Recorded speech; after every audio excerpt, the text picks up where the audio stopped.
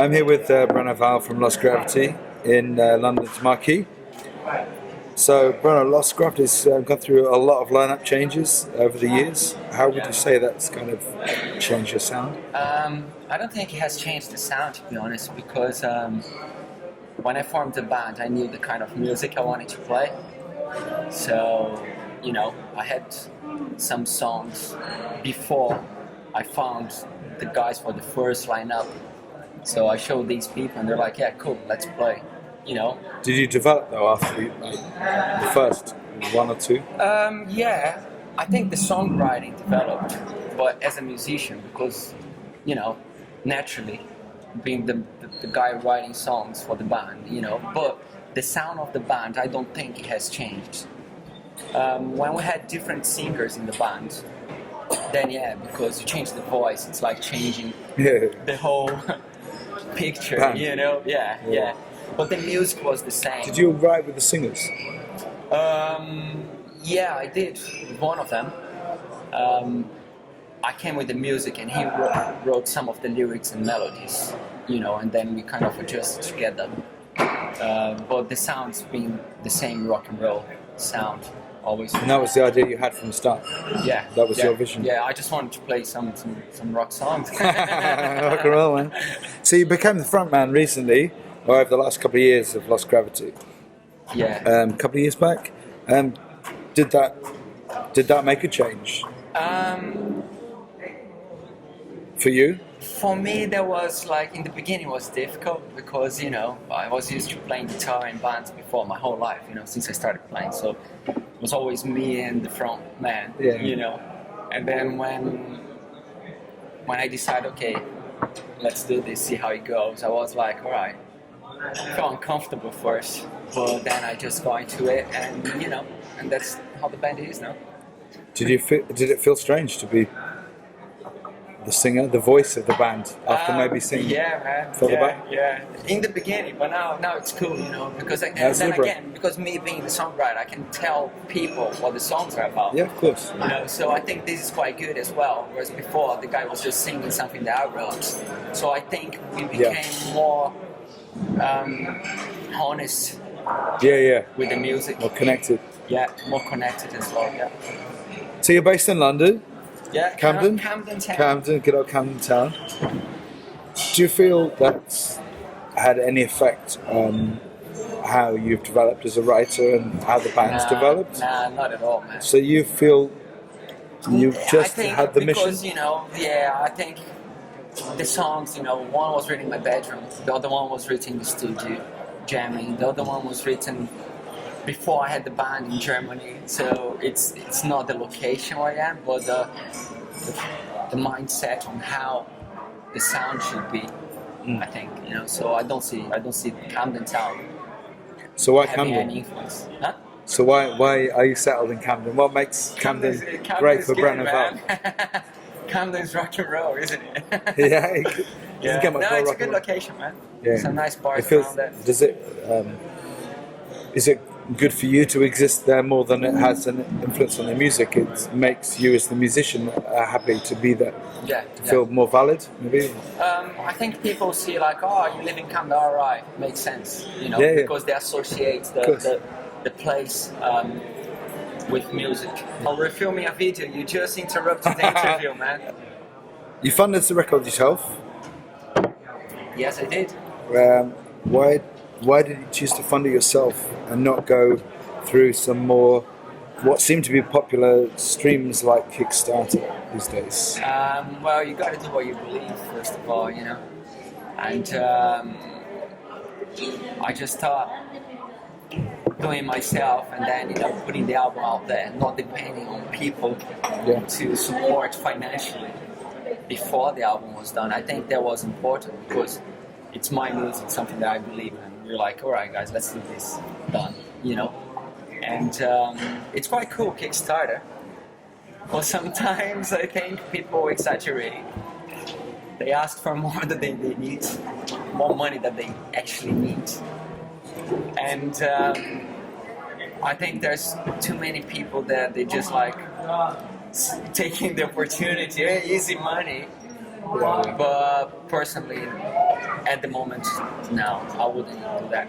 So this was a record that you wanted to make more importantly than anything else? It was for you? Well, I think we had a good collection of songs, and they deserved a good, production and sound and stuff. So we're like, okay, let's do this. So I found a producer from Australia, Antonio, really good guy, good ears, good engineer. So I spoke with him, showed him the demos, and he was like, yeah, let's work together. So that's what we did.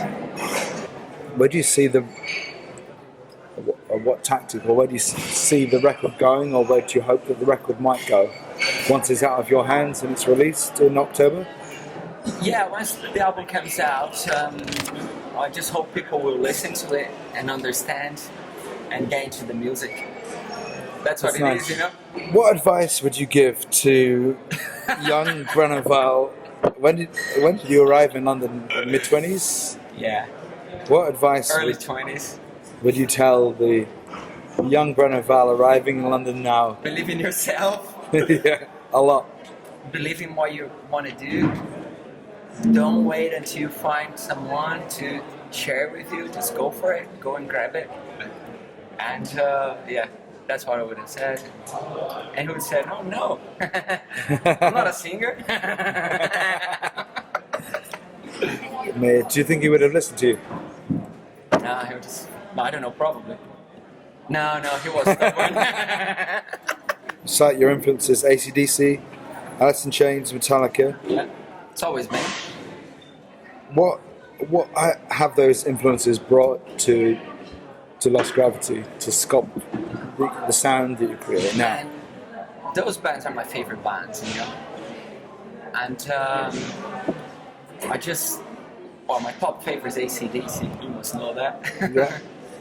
It's just so simple and so straight to the point, and it makes you feel like something like, yeah. And I always wanted to do that, And then Metallica comes in with those riffs, so I try to write like AC/DC with more riffs. And Alice in Chains more about the vocal melodies and the feeling. It's just the influence, It's just there somehow, It's not like trying to record this band or that band, but naturally that's what happened because these are the bands that I've always listened to. Yeah. It was your first time working with this producer. Yeah. Was it like working with him and not maybe working on your own or producing your own records that I had in the past? Well, in the EPs we released before, I did myself. I produced everything. This time I thought it would be good to have someone else input into the music, And some of the arrangements and some suggestions and stuff that he came up with, I took them on board. And it was quite cool. I think, I'm pleased with the result. And I think it was a good decision working with him.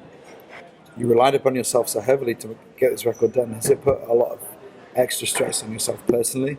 What's it been like to make this record and fund it and try to make it yourself? Yeah, it was hard work, mate, And I recorded the bass as well. So I recorded the guitars, the vocals, the bass. And I produced as well with Antonio.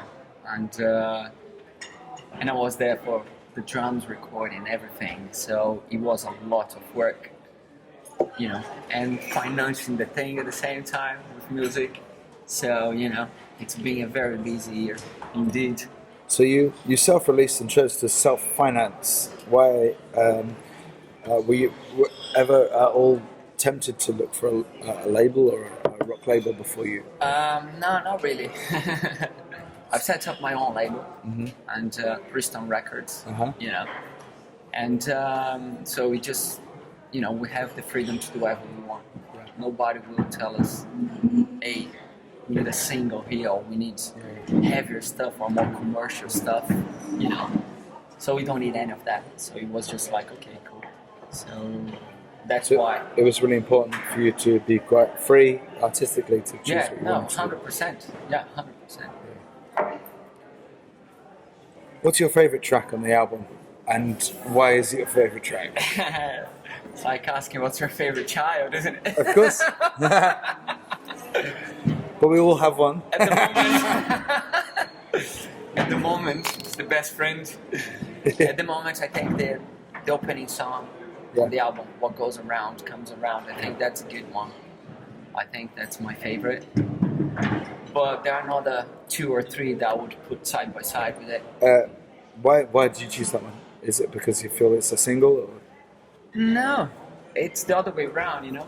It's gonna be the single because it's the favorite, you know? Yeah, okay, yeah. That's cool. But it's a good song, you know? The content is good, the lyrics are good, the riff is good, the energy is good. Do you feel it's a real complete song? Yeah, I think so. I think it's a very rock and roll song. It's a good combination of the groove and the melody and the riff and the heaviness in one song, you know. Where did the song come from? It's a song about karma. Yeah.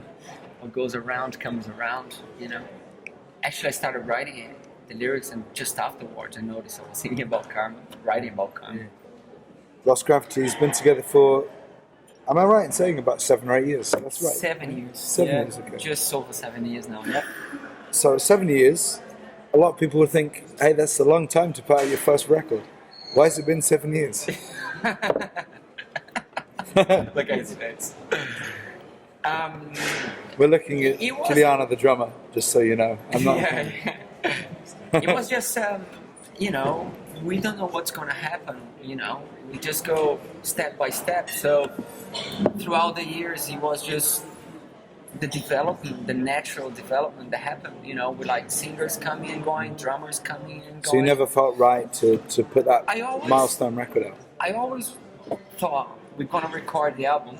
It's funny because if you read my very first blog, it's on our website. It's just like, hey, I have some demo songs here. When the right guys are on board, we're going to record the album. Now Juliana is on board for 2 years, almost 2 years, 1 year and a half now.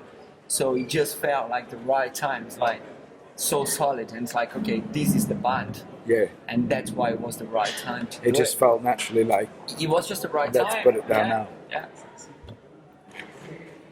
Do you have plans to play outside London next year? Are you looking to tour? Or? Yeah, the album's coming out in October. Okay. And then we're planning a tour in the UK, maybe 2 weeks or something like that, you know. Go across the country. Yeah. And then we are looking to play some gigs in Ireland as well, maybe in November. Cool. You know, yeah, that'll be fun. Yeah, Drink Guinness. rock and roll. Drink the original Guinness. Your title track, "What Goes Around Comes Around," it has kind of a karma, spiritual message. Yeah, that's what the song's about. It's about karma, as I said. Are you a spiritual person? Very spiritual. Yeah. I also know you're a Christian. I'm a Christian, yes.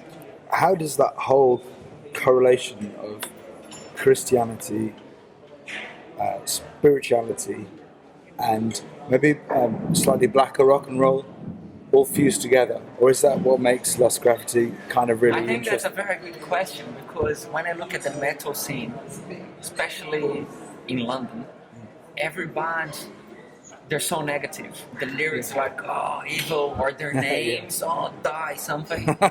And it's like, hey man, you can play rock stuff, you can play metal stuff and not be like that, you know? We're not a gospel band. Sure, yeah. You know? Yeah. But you can just sing about life and stuff and still rock, you know what I mean? Yeah. So I think you're never gonna see a fucking skull and an inverted cross in our albums or videos or anything, or pentagram, you know what I mean? We just rock and roll, and you know, I think it's quite positive, you know, the message that we sing about, you know. But I don't know, and some of those bands is so 80s, you know, because that's the scene back in the 80s, and they just like doing what was done 30 years ago almost, you know. So no, we're never going to go down that way. If you had to make changes, now the record's done, would there be any changes that you would make in hindsight now? Well, I think we always look backwards and we always think, oh, this bit here could have been like this or like that, or you know. But I think it's quite natural. You kind of always want to improve what you're doing. So on the second album, stuff that we were not happy with in the first album, we're gonna correct. So there's changes, but you're happy that the change. You feel like this. It makes you happy to need the changes. I think so. Otherwise, it's human nature, you know. Yeah, man. what's the If that didn't happen, we would be living in caves. You know what I mean? We have buildings and houses and heating systems now. Were there any real really difficult problems making the record? Did you hit any? No, not really. It was quite smooth. Plain sailing. Apart from the day that we were in the studio for 19 hours straight, that was really, really hard. That sounds like a problem. Yeah, we started at 9 in the morning and we finished the session at 4 in the morning. No sleep, no break. That's pretty hard. Yeah, that was hardcore. Never again, man. That was it. Was that financial constraint? It was just, the studio was free and we just had a double session. Like, yeah, let's do it. And we're like tracking guitars and it never ended. And it was like 4 o'clock in the morning. Like, okay, enough. Let's go. Pressure of a 2-piece at that time. Yeah. What does making the record actually mean to you? To have it finished and have it physically in your hands? Yeah, What that does it mean? was really good. The day the CDs arrived, it was like, okay, cool. We have the product here, we have the songs, we have the package. Yeah. It's just like, work done. So, Breno, why rock music? Why not classical? Why not folk? Why rock music? What brought you to? What's the appeal? It's in my bloodstream, man. That's what's in the blood, I grew up listening to AC/DC. I played guitar really young. because of AC/DC. From what age can you remember? What's that? From what age can you remember? Really young? Man, my first AC/DC tape, I still have it. It was Tape. a cassette. Oh, you've said It was tape, a huh? cassette. Cassette. There's the date on it. My dad recorded and gave it to me. It's from 1980 something.